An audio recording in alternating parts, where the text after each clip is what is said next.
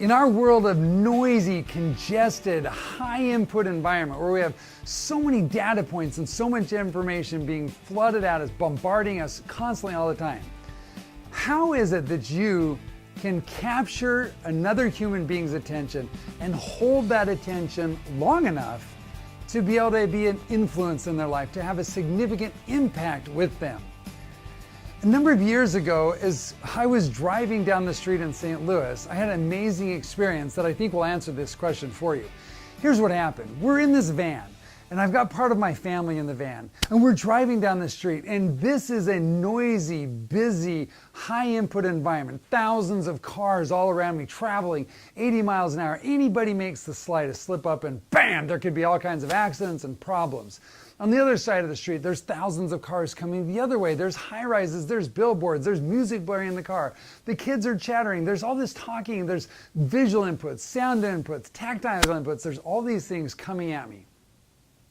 And in the middle of this crazy, congested, noisy, high data input environment, which, does this sound familiar? Like, does this feel like every time you get online, every time you walk into a meeting, every time you go somewhere? Have you ever experienced this where you're like, there's just tons of information coming at you, right?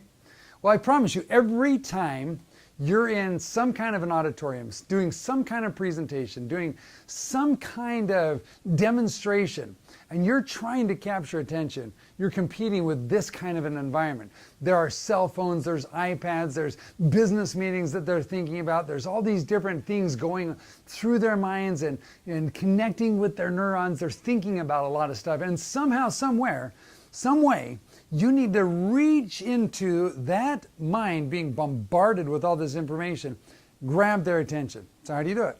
Well, here's what happened to me. As I'm driving down the road, and here we are driving down the road, and I'm focused on not crashing on the car ahead of me, suddenly in this environment, my head goes like this. And my head literally involuntarily focuses over to the other side, or turns to the other side, and my eyes focus on this little tiny sign over on the side of the road. And you know what the sign said? It says town and country city limits. Population 12,700, whatever the number was. And then it was gone. Just that fast, right? Just, I turned, I focused, I read the sign, and passed it 80 miles an hour. Well, what was it? I've thought a lot about that since. What was it that caused me in this noisy, crazy environment to focus in on this one little sign on the side of the road in the middle of St. Louis? I can tell you exactly what it was. I've discovered what it was. And the discovery, the answer to this is an answer to your dilemma of how do you capture and hold attention long enough to be of an influence. Here's what happened. Back in the back of my brain and your brain is this little thing that controls what we pay attention to and what we don't. It takes all the data, all the input, all the signals and says, is this important? Should I push it up to the conscious brain? Should I delete it? Or should I just store it long term? What should I do with this information? And it's filtering out billions of bits of information every second of every single day.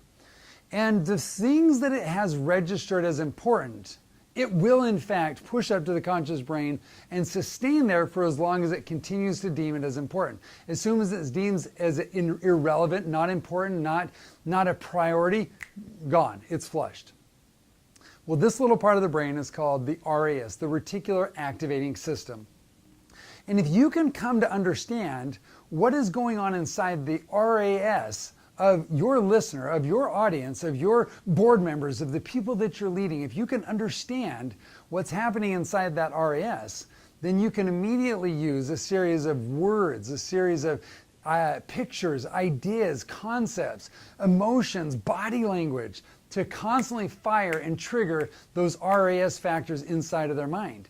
And when you do that, you'll not only get their attention, but you'll be able to hold their attention and maintain that attention as you give them information that can be of influence to them, that can benefit their life, that can help them to become who they want to become and to be of great service to you and to themselves.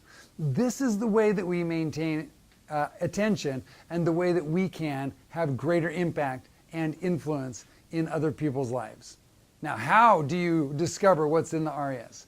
you get to know them and you crawl inside their life and you tear a page out of their journal. But the most important factor, there's lots of different ways to do it, but the most important thing is discovering what is inside the RAS, the primary triggers that will cause them to push your information into the conscious mind, to pay attention to it until you've delivered your message. That's the way, that's the path, that's how we gain attention, that is how we have influence as leaders in our industries. I'm Joshua Boswell, thanks for listening.